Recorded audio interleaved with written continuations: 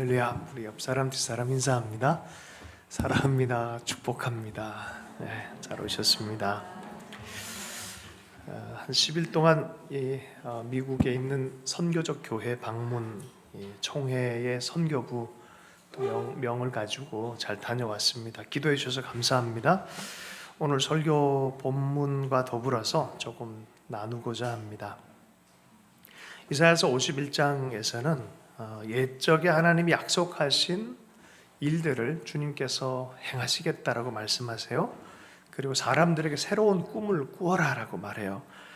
꿈꾸는 자로 일어나기를 하나님께서 애타게 설득하고 있는 본문들이에요. 이 본문들이 너무 꽉 눌려 있으니까 설득을 하는 거예요. 일어나라, 새 꿈을 꿔라라고 말해주는 거예요. 하나님의 꿈을 꾸는데 장애가 많이 있어요. 과거의 경험의 실패, 이런 것들, 해도 안 돼라는 마음, 또 인간적인 생각, 합리적으로 이성적으로 생각해봐도 이건 아닌 것 같아라는 생각들, 또 하나님을 향한 선입견, 그죠? 하나님은 나를 이미 버렸어. 나 같은 자를 어떻게 쓰실까? 이런 생각들, 또 자기에 대한 아주 부정적인, 아주 그냥 타고날 때부터 부정적인 걸 갖고 나는 안 돼. 그때 좀 나눴던 게 뭐였죠? IBM, 이미 버린 몸, 이러면서 나는 끝났어 라는 이런 생각들이죠. 이게 최면같이 숙명론으로 삶에 자리 잡은 사람들은요, 이 말씀에 힘을 얻길 축복합니다. 만약에 그런 부분이 있다면 하나님 안에서 깨어나는 역사가 있기를 축복합니다. 나와서 꿈꾸는 자가 되기를 하나님께서 원하세요. 51장의 분위기가 그런 분위기예요. 이제 하나님의 위로의 말씀과 소망의 말씀이 외쳐지기 시작되어집니다. 꿈을 품으라고 말씀하고 회복과 새로운 꿈을 믿으라라고 말합니다. 그러한 새로운 말씀에 사로잡혀서 약속의 신실한 말씀이 믿어지기 시작하면 드디어 새로운 기도가 시작이 되어져요. 이사야가 이런 메시지를 받은 다음에 그 말씀이 뜨거우니까 하나님한테 기도하기 시작합니다. 기도가 변화이 된 거예요. 이 기도가 뭐냐면은 주님 앞에 주님 깨십시오, 주님 깨십시오 라는 절박한 기도가 시작이 되어집니다. 이것이 하늘 문을 여는 아주 하나님께는 도발적인 기도예요. 아니, 하나님이 뭐 잠든 분도 아닌데 하나님한테 어떻게 한다고요? 깨십시오, 깨십시오 하는 그런 아주 적극적인 기도를 합니다. 우리 9절 10절 말씀을 읽어보겠습니다. 함께 읽습니다. 시작. 여호와의 팔이여 깨소서 깨소서, 능력을 베푸소서, 옛날 옛 시대에 깨신 것 같이 하소서. 라합을 점이시고 영을 찌르신 이가 어찌 주가 아니시며, 바다를 넓고 깊은 물을 말리시고 바다 깊은 곳에 길을 내어 구속받은 자들을 건너게 하신 이가 어찌 주가 아니시니까. 라합 용, 또 바다를 갈른, 이거 뭘 어떤 게 연상이 되나요? 애굽이에요. 출애굽하게 하신 그 하나님, 그 능력의 하나님, 일어나십시오. 그 하나님 어디 가셨습니까? 일어나십시오 라고 말하는 거예요. 11절 말씀을 읽어보겠습니다. 시작. 여호와께 구속받은 자들이 돌아와 노래하며 시온으로 돌아오니 영원한 기쁨이 그들의 머리 위에 있고 슬픔과 탄식이 달아나리이다. 깨십시오, 깨십시오 라고 기도했던 이유가 뭐예요? 이러한 환상에 돌아올 것에, 기쁨으로 돌아올 것에, 슬픔과 탄식이 달아날 것에 대한 그러한 비전이 보았기 때문에, 뜨겁기 때문에, 그것 때문에 하나님한테 기도하는 거예요. 여러분, 삶이요, 비전이 있어야 돼요. 하나님의 비전이 품어지길 축복합니다. 이게 그려져야 돼요. 기도할 때요, 회복된 가정, 회복된 나라, 하나님의 꿈에 달려가는 내 모습, 이런 게 상상이 돼야 돼요. 그제서야 우리는 깨십시오라고 기도할 수 있는 줄로 믿습니다. 주님, 할 일이 있어요. 깨십시오, 깨십시오 라고 말하는 거예요. 예전에 1970년대, 80년대를 진행하면서 굉장히 힘든 시절을 우리 한국이 경험했잖아요. 그때 김지하라는 시인이 있었어요. 눈먼 하나님, 금관의 예수, 이런 시를 썼는데, 거기서 보면 하나님 눈머셨습니까? 잠자는 분이십니까? 이렇게 한단 말이에요. 후렴에 보면 오 주여 이제는 여기에, 오 주여 이제는 여기에.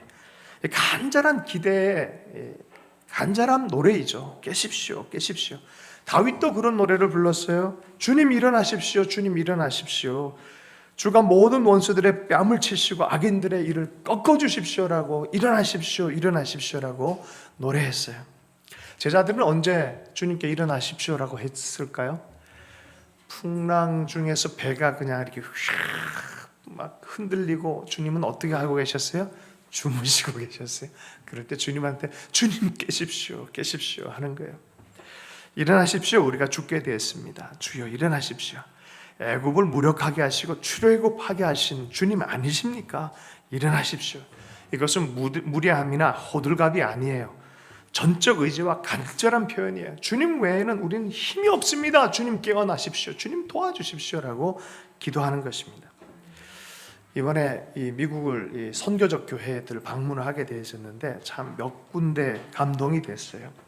LA 지역에 많은 이 소문들이 있는데 한 20, 30년 전부터 LA 지역에 많은 노숙자들이 생겼어요. 한 25년 전에 한 젊은 목회자가 이제 목회기를 막 들어선, 우리 한국처럼 군대를 안 가잖아요. 그러니까 이 사람들은 20대 초반인데도 목회를 하는 거예요. 20대부터 목회를 하는 사람들이 있어요.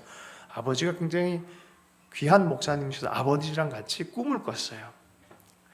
LA 지역에 와서 LA 지역의 노숙자들, 또 마약 먹고 또 삶이 망가진 사람을 좀 세워주고 싶은 이 꿈을 꾸기 시작한 거예요.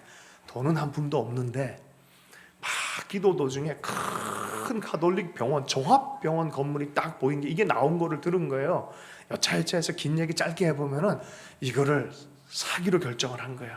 그래서 아버지랑 같이 가서 단판을 졌어요. 드림 센터라고, LA 드림 센터. 이거를 사드렸어요. 사드렸고 지금 이분의 나이가 25년 전에 얘기해, 지금 이분의 나이가 45세예요. 할렐루야. 몇 살이라고요?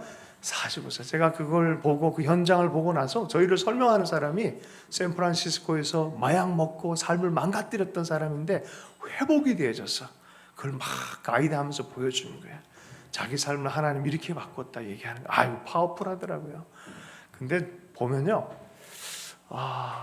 어쨌든 어마어마합니다, 규모가. 제가 약간 뻥을 좀 집어넣어가지고 세브란스 크기만 해요. 진짜로 엄청납니다.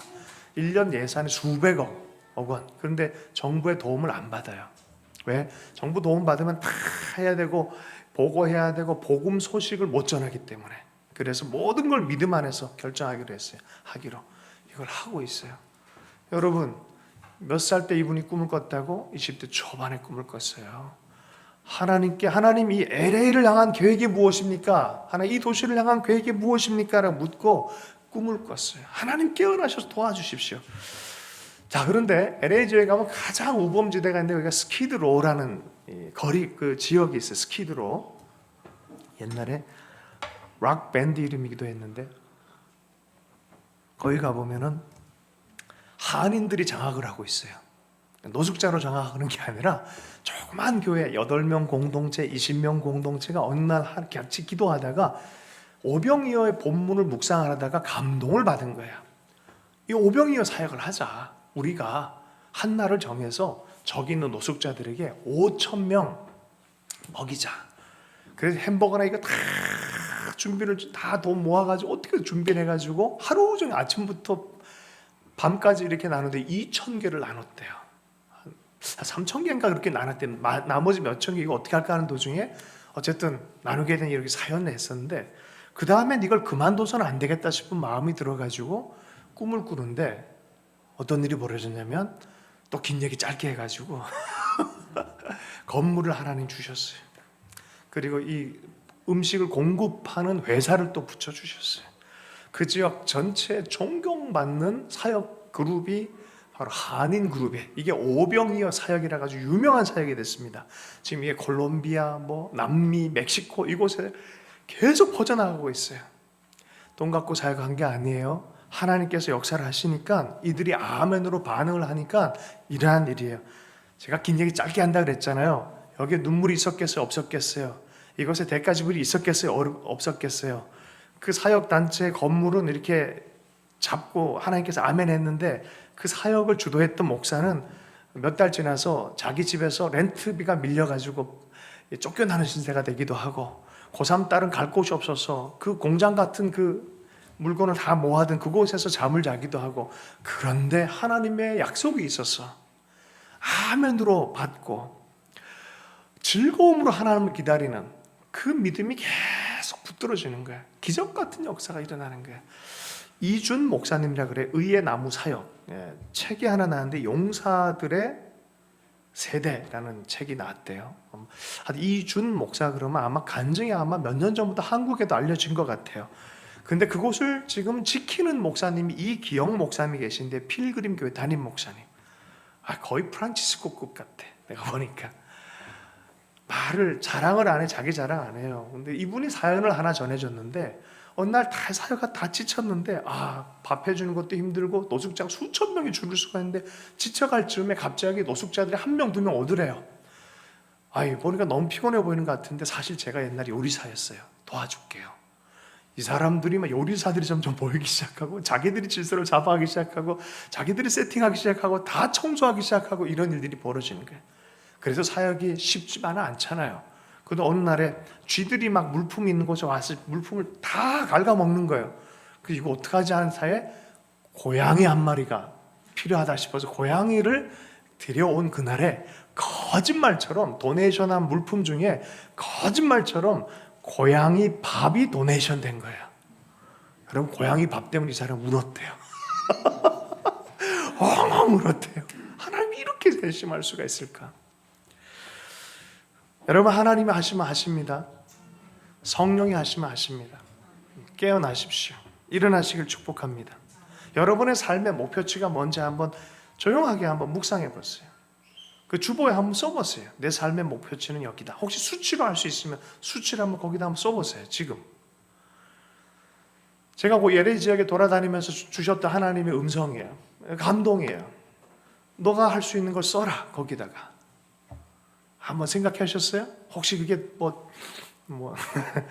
하여튼 수치로 표현할 수 있는 수치로 한번 써보세요.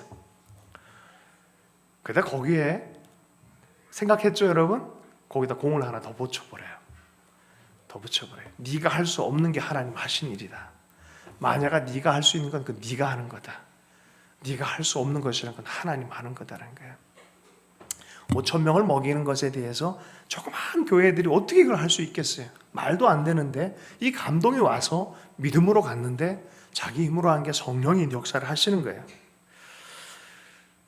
여러분, 이렇게 우리 삶 안에 이러한 역사가 바로 깨는 역사예요. 하나님을 향해서 깨어나는 것이고, 또 하나님 우리를 위해서 깨어나시는 거예요. 하나님 깨어나십시오. 깨어나십시오. 여러분, 기도할 수 있길 축복합니다. 요한계시록 3장 7절에서 8절의 말씀에 보면은 빌라델비아 교회, 중성수는 형제된 교회를 향해서 하나님 말씀을 주세요. 그 말씀이 뭐냐면, 열면 닫을 자가 없고 닫으면 열 자가 없는 네가 말하느니라 말하는 거예요. 여러분, 하나님이 우리 삶을 향해서 열기 시작하면 닫을 자가 없는 줄로 믿습니다. 하나님이 그 일을 하기로 결정하면 그렇게 되는 거예요. 문제는 우리 가운데 그것에 어떻게 응답할 거냐, 이것이 남아있는 것입니다. 이사야가 그렇게 하나님께 기도해요. 갑자기 예언자로서 있다가 하나님께 깨십시오 하니까 하나님이 이렇게 응답하십니다. 12절과 13절 말씀을 읽어보겠습니다. 12절 13절 말씀 읽습니다. 시작. 너는 어떠한 자이기에 죽을 사람을 두려워하며 불같이 될 사람의 아들을 두려워하느냐? 하늘을 펴고 땅의 기초를 정하시고 너를 지은 자 여호와를 어찌하여 잃어버렸느냐?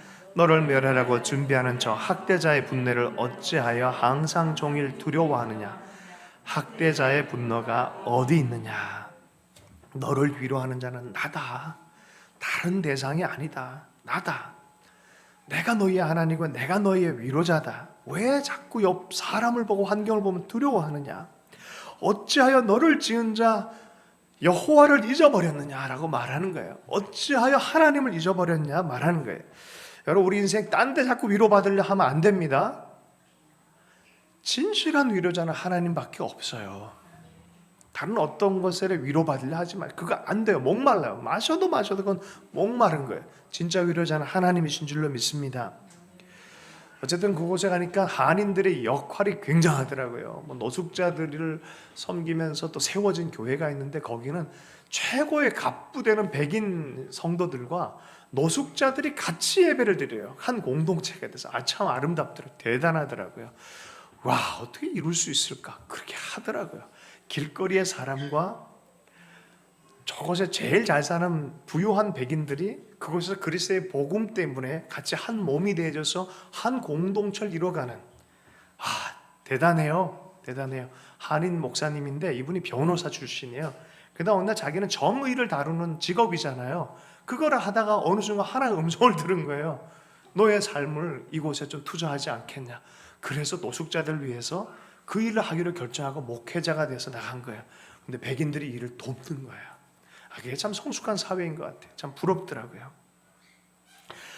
여러분, 하나님의 일을 한다는 것은 무엇일까요? 어떤 목회자가 2,000명까지 목회를 성공을 시켰다고 자기가 표현하더라고요. 2,000명.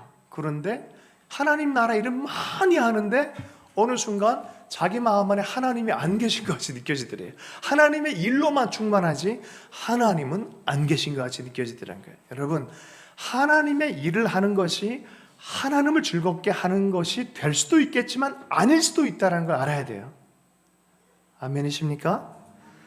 하나님이 진짜 위로자고요. 여호와 하나님만을 온전히 마음에 품지 않으면 하나님의 일이 하나님을 대체할 수 없는 거예요. 이분이 갑자기 그 생각에 확 들어와 버린 거예요. 내가 하나님과 보내는 시간을 잊어버렸구나. 복음을 살아가고 복음을 전하는 삶으로서의 삶을 잃어버렸구나 싶어서 사역을 다 내려놓고 LA로 와가지고 헐리우드 지역에 그 지역 사회를 한 가정 한 가정 다 방문하면서 목요일마다 자기 집에 초대해가지고 식사를 같이 하고 복음을 나누고 삶을 나누는 그런 삶을 사는 목사님 만났어요. 이런 얘기를 하는 거예요. 나는 새벽 5시마다 일어난다. 예전에는 말씀을 나누려고 성도들한테 가르치고 나누기 위해서 말씀을 받는데 지금은 나를 위해서 말씀을 본다. 여러분, 하나님 나라 일을 한다고 하나님한테 인정받는 거 아니에요. 아멘?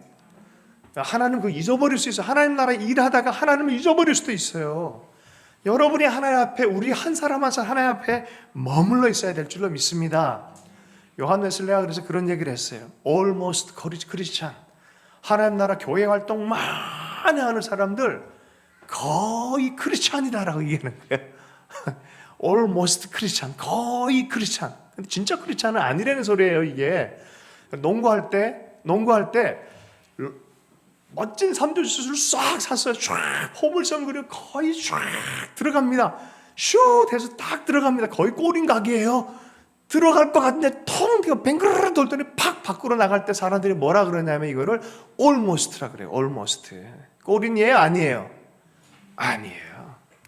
그래서 요한 웨슬레가 이거를 almost 크리스찬이라 그러는 거예요. almost 크리스찬. 그러면 크리스찬이 되려면 어떻게 해야 되냐? 크리스찬은 하나님을 사랑할 때야 비로소 진짜 크리스찬이 된다는 거예요. 여러분, 주님을 사랑하십니까? 그 마음을 빼앗기면 안 된다는 소리예요. 그런데 제가 이번에 다녀온 목회자들 또 교회들은요, 이 마음이 중심이 돼서 교회를 잘 섬기고 있더라고요. 그 마음을 안 뺏기면서 하나님을 사랑하고 예수님 사랑하고 내가 진짜 그런 존재가 돼서 어떤 일을 위해서 자기를 구비하는 게 아니라 내 삶 자체가 그렇게 살기 위해서 구비를 하고 있더라고요. 여러분, 주님이 한 영혼 한 영혼 기억하고 있는 것을 여러분 잊지 않기를 바라겠습니다. 하나님이요, 우리 한 사람 한 사람 향한 계획이 있어요. 잊지 않고 있어요. 잊으면은 학대자의 손에 넘겨진 바 될 거고요. 하나님의 사랑을 느끼고 오늘도 그렇게 살아간다면 어떤 상황 안에서도, 감옥 같은 상황 안에서도 이것은, 요셉의 경우에는 이것은 총리가 되어지는 총리 양성소가 됩니다. 하나님을 사랑하는 그 마음으로 살아가면 감옥 같은 것도 이곳은 총리 양성소가 되지만 하나님의 사랑을 잊어버리면 이곳은 억압받는 분노의 잔을 마시는 학대자의 손 안에 있는 감옥밖에 안 되는 거예요. 우리 마음 안에 하나님을 사랑하는 마음, 이것 빼앗기면 모든 걸 빼앗기는 거예요. 아멘이십니까?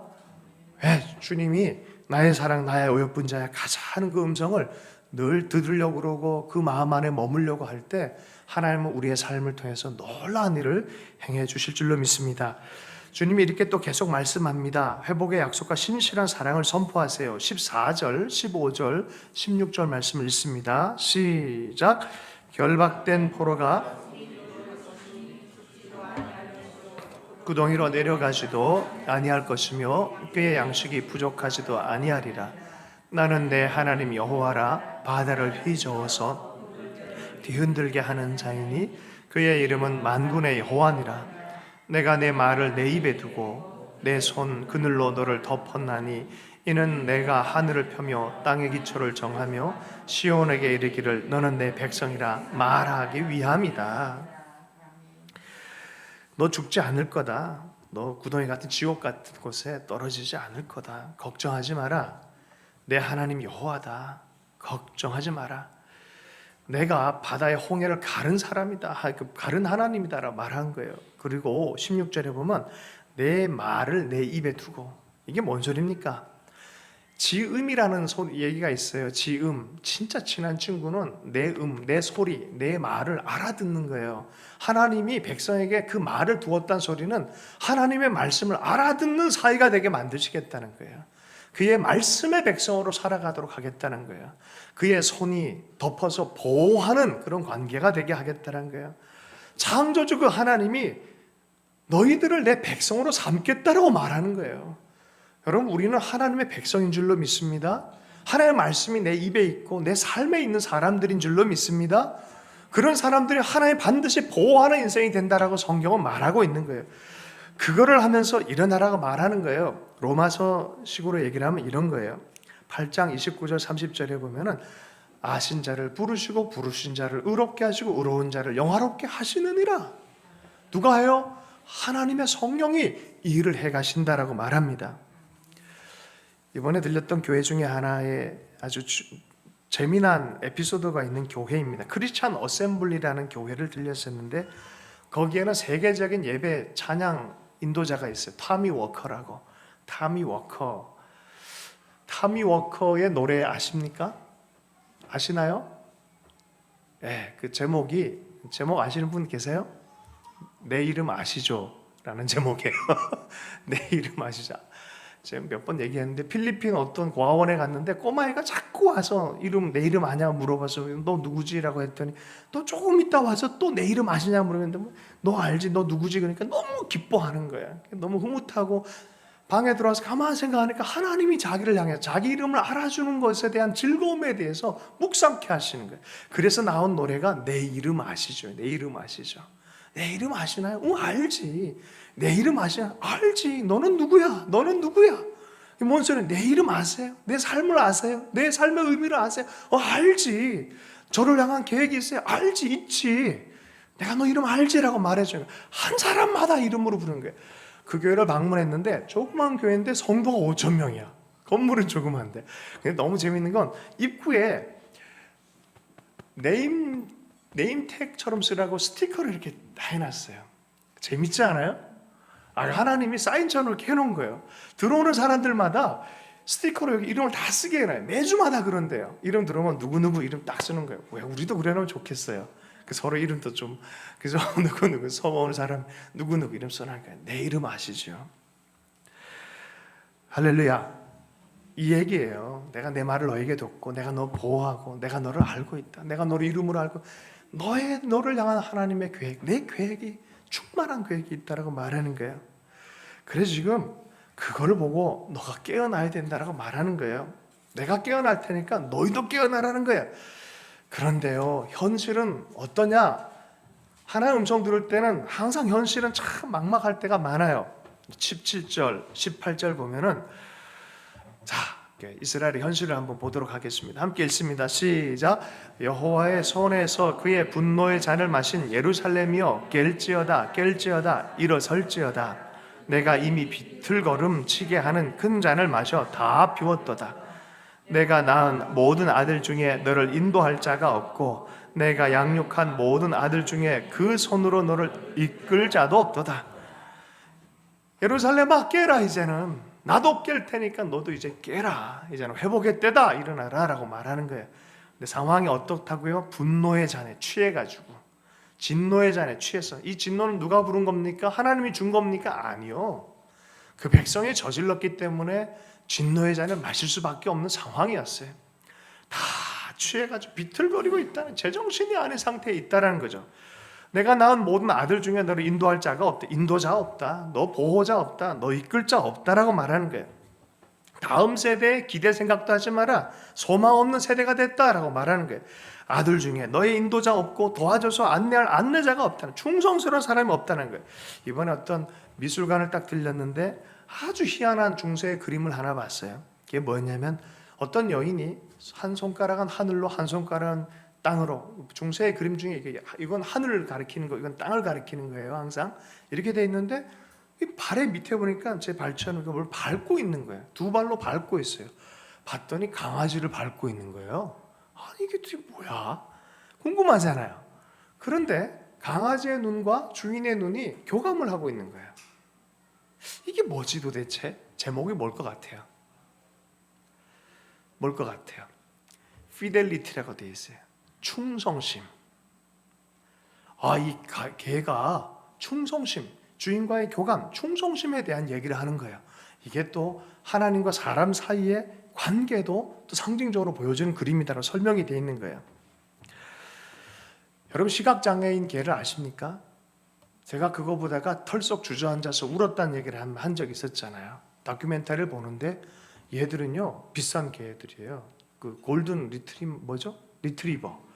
얘들이요 몇몇 애들이 다 이제 어릴 때부터 훈련을 받아요. 어떤 훈련 받는지 아십니까? 시각장애인으로 한 두 가지를 집중적으로 훈련 받습니다. 첫 번째 배변 훈련, 두 번째 공격성 훈련.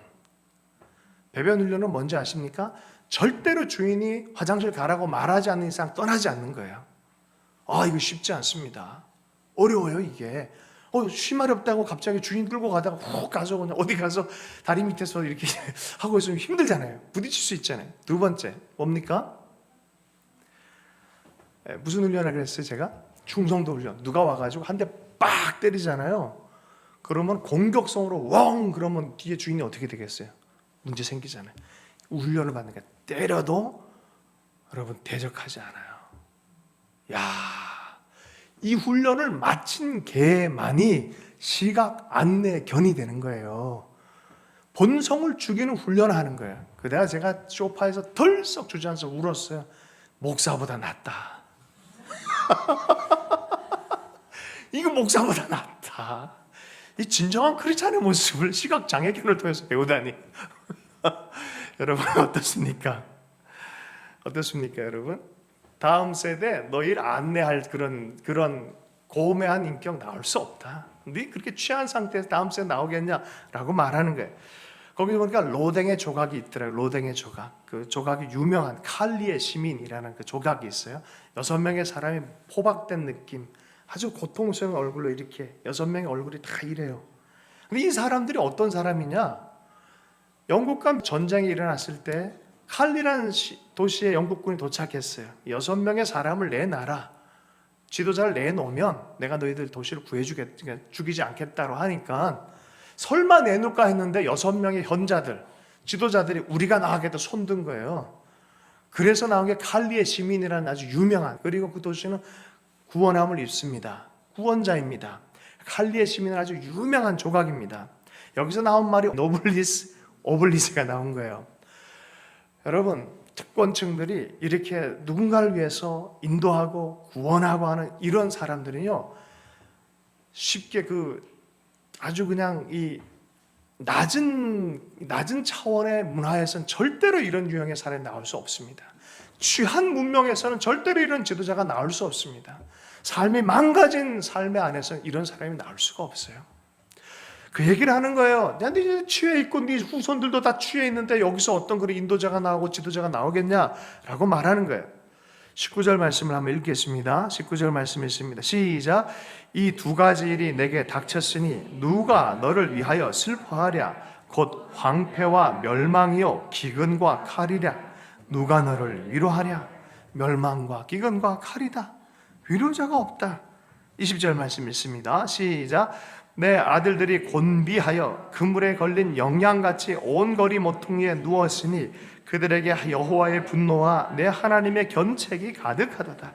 다음 세대조차도 똑같이 그물에 걸린 사슴같이 영양같이 그냥 모퉁이에 누워서 이제 언제 죽을지 모르는 무력한 자가 돼서 똑같이 죄를 범하고 똑같이 하나님을 떠나 인생이 됐기 때문에 하나 여호와의 분노와 견책 안에 가득한 인생으로 끝나는 모습으로 있는 모습, 그게 그물에 걸린 모퉁이에 그래서 누워있는 거예요. 이제 곧 죽을 운명이에요. 이게 그렇게 남아있다는 소리입니다.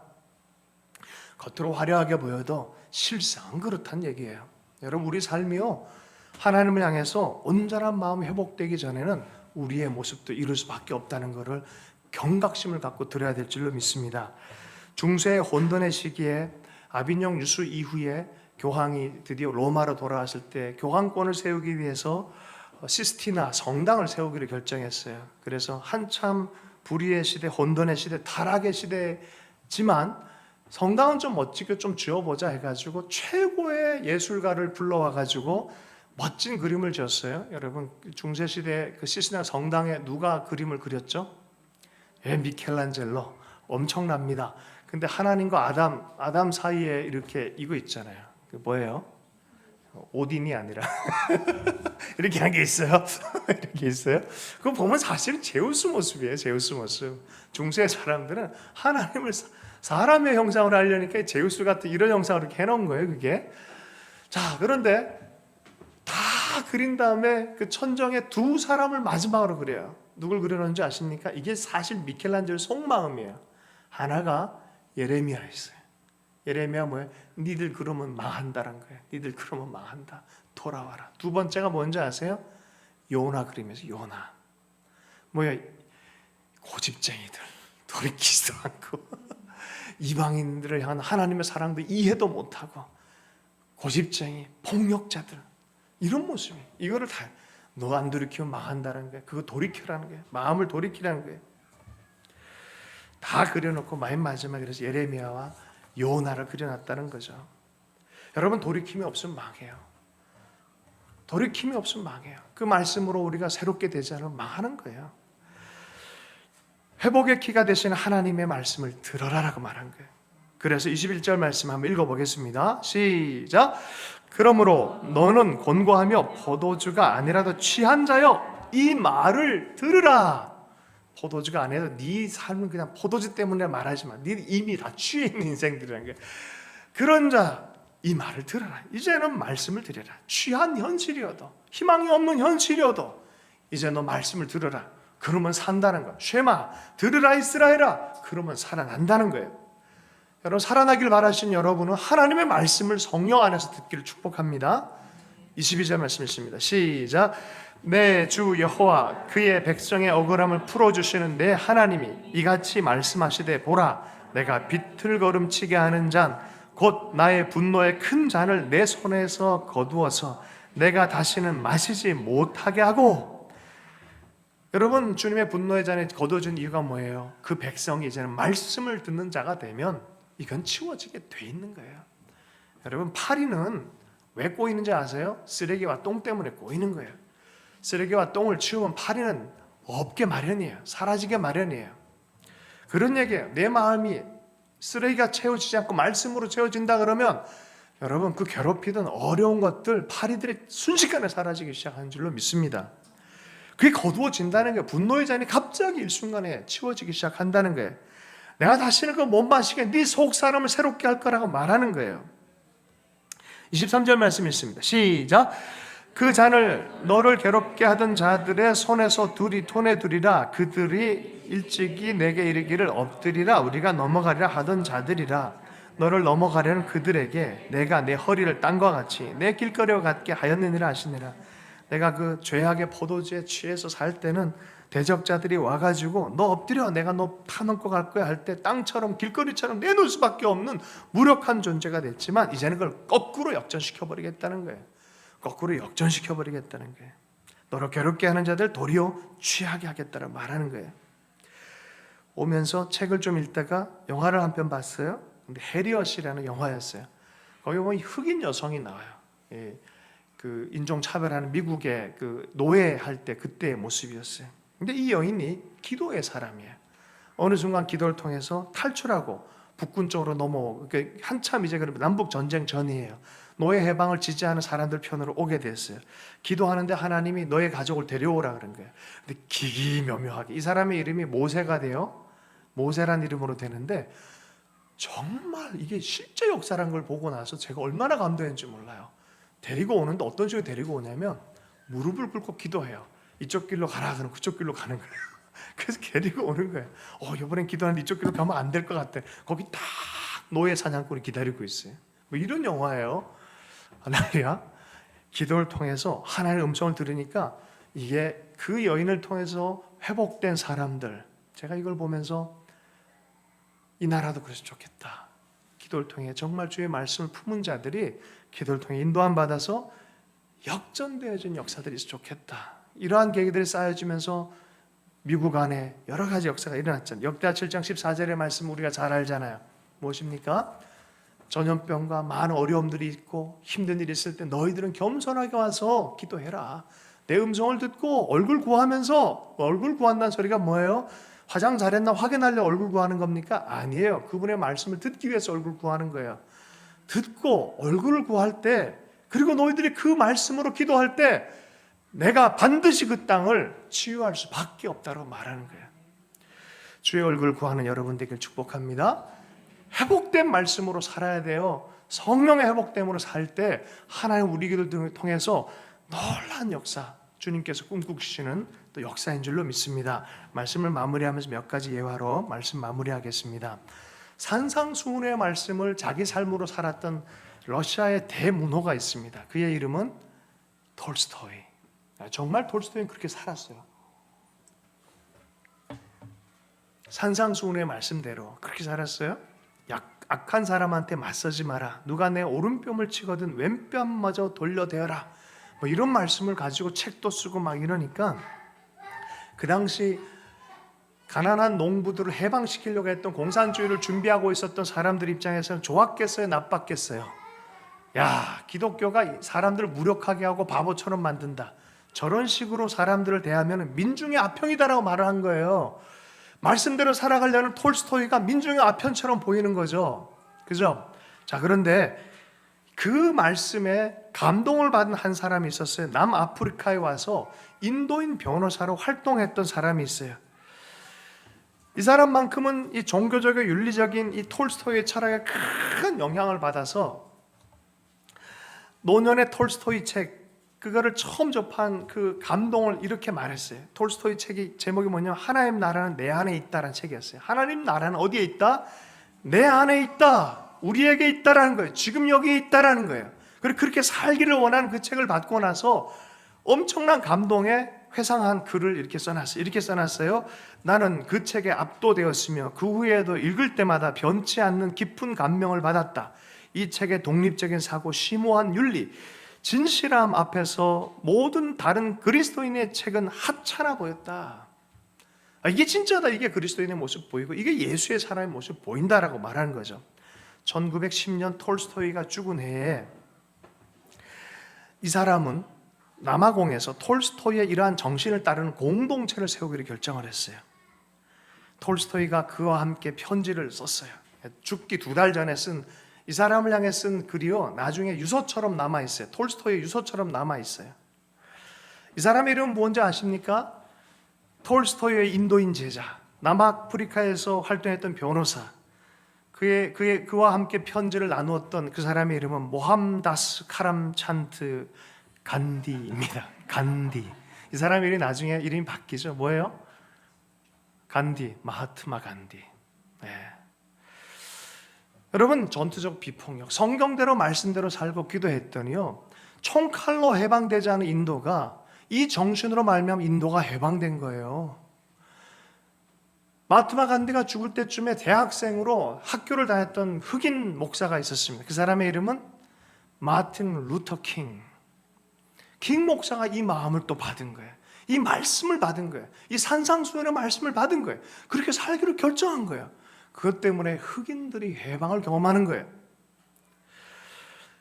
얼마 전에 CNN을 통해서 놀라운 소식을 들었어요.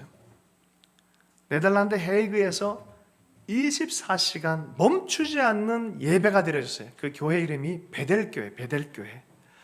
미국의 베델교회는 하나님의 임재를 사모한다 그러는데 여기는 임재 때문이 아니라 하나님의 뜻을 발견하고 그 뜻을 포기하지 않기 위해서 기도하는 거예요. 무슨 일이 벌어졌냐? 10년 동안 네덜란드에 살았던 사람이 이게 이민자라는 딱지가 붙어가지고 쫓겨나게 생긴 거예요. 도와줄 사람이 없으니까 한 교회, 이 교회에 들어온 거예요. 근데 네덜란드에 이상한 법이 있어요. 어떤 법이 있냐면 예배 드리는 곳에는 공권력을 파송 못하는 거예요. 이러니 목사들이 어떤 결정을 했겠어요? 조그만 교회가 24시간 예배하자. 그러니까 계속 예배하는 거예요. 계속 예배를 하니까 하나님의 뜻을 발견하고 예배를 하니까 몇 달 하다 보면 지치지 않겠어요? 주변에 있는 교회들이 몰려든 이 시간은 내가 담당하며 여러분 하나님의 임재를 구하는 교회나 하나님의 뜻을 구하는 교회나 하나님과 연합하고 있는 거 아십니까? 여러분 너희는 먼저 그의 나라와 그의 일을 뜻을 구하라는 것은 바로 이런 것이에요. 말씀의 뜻을 품었다면 그것으로 사는 거예요. 이게 깨어나는 거예요. 예루살렘아 깨어나라 말하는 거예요. 여러분 우리 삶 안에 깨어나는 역사가 있길 축복하고 우리 교회의 시대를 향해서 깨어나는 이러한 하나님의 뜻이 있기를 축복합니다. 말씀 붙잡고 함께 기도하도록 하겠습니다. 하나님 우리로 하여금 주의 말씀의 뜻을 품고 일어나고 깨어나는 인생이 될 수 있도록 은혜 베풀어 주십시오. 이렇게 함께 기도하십시다. 기도합니다.